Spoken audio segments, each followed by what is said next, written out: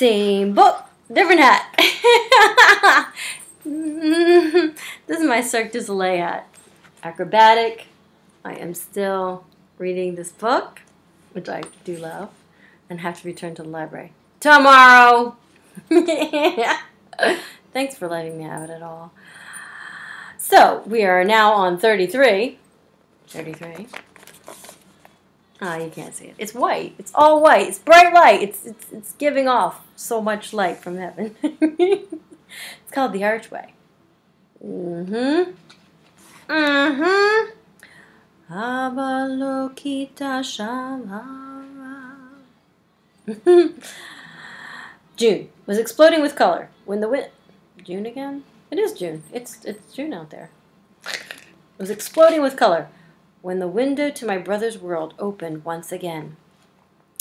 When Shavara and I reached the top of the bridge, I no longer see the others. They've gone a different way. We're standing in front of an archway built of the same stone wall of the white building. The stones wave and give off an iridescent sheen as if they are coated with mother of pearl. They are so weathered they look like they've been there since the beginning of time. Maybe they have. The wall itself is so huge I can't see the top. That's pretty high. But the archway is narrow and only a bit taller than Shafar Lohana. It isn't the stone's color or the archway that holds my attention, though. It's the Lohana wisdom formula carved into the stones. My goddess leads me to the shimmering wall. She holds her delicate hand a few inches from the stone and invites me to do the same. This is the closest I've been to her, and to my surprise, I'm filled with knowledge instead of desire. Dust cascades into the archway as my own wisdom formulas etch. I can't say anymore, just beyond iron. But then I will at least did this, right? Somebody can send them. No. Give me a reason to stay. Maybe.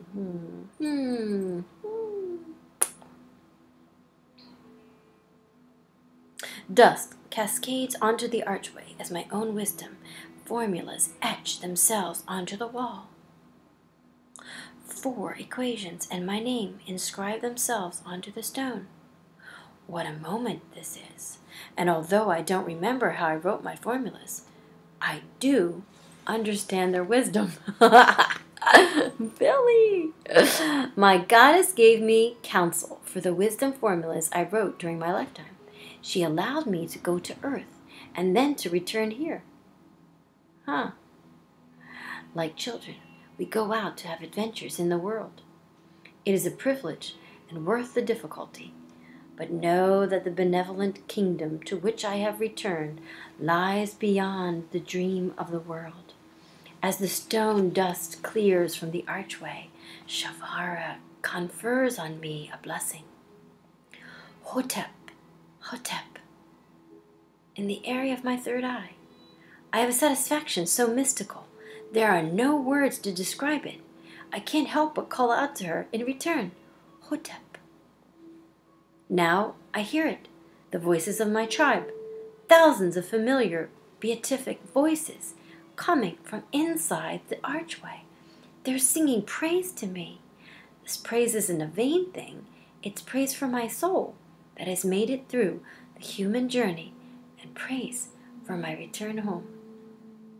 Memories, forgotten memories of my spiritual family are waking up, beckoning me into the archway.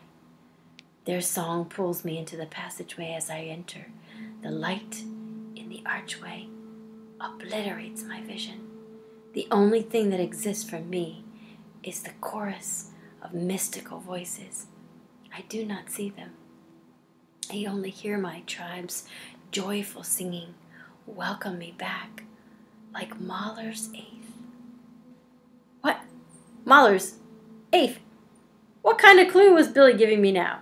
Had Gustav Mahler written an 8th symphony? And if so, What did it have to do with the singing of Billy's tribe?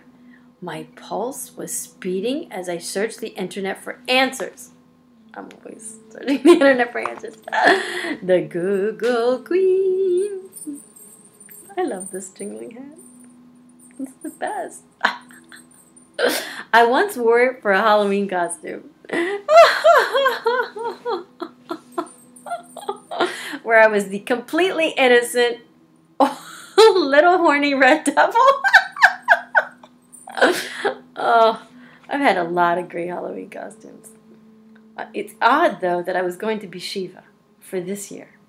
Will we make it to October? Who knows?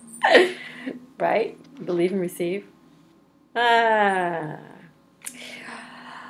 pulse was speeding as I searched the internet when I found a YouTube video of the finale of Mahler's 8th Symphony, the chorus Mysticus. I clicked the play button. A chorus of hundreds of celestial voices was singing exquisite music filled with light. I looked back at Billy's notes, the red notebook. The only thing that exists for me is the chorus of mystical voices welcoming me back like Mahler's 8th. I went out on my desk. Ooh, my deck! You know, like out that door. I love that deck. And played Chorus Mysticus over and over. As I listened to the music, I was also somehow hearing the beauty of the voices from Billy's realm through my crown chakra.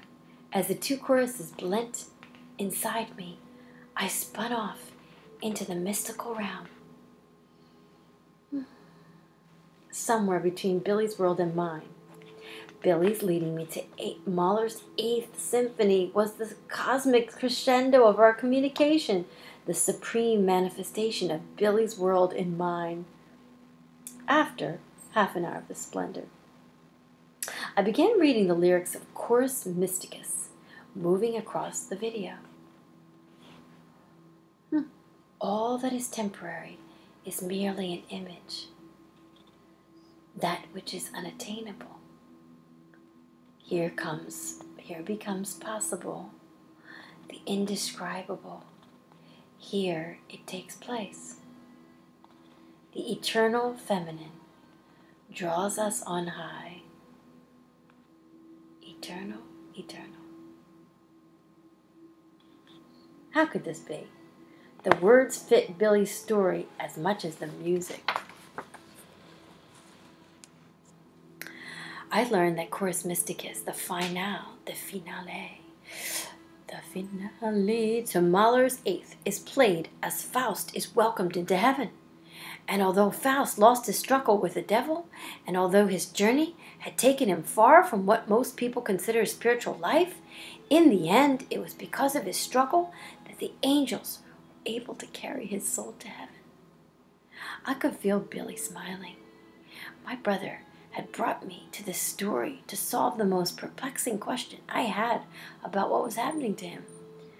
How could Billy go to such a high place in the afterlife when the end of his life was full of darkness and despair? Like Faust, he had lost his struggle with a powerful demon, his addictions. But Billy was letting me know it was okay that he struggled. It was a divine struggle. Yay! The end of the spiritual nutrition. I think there's another one.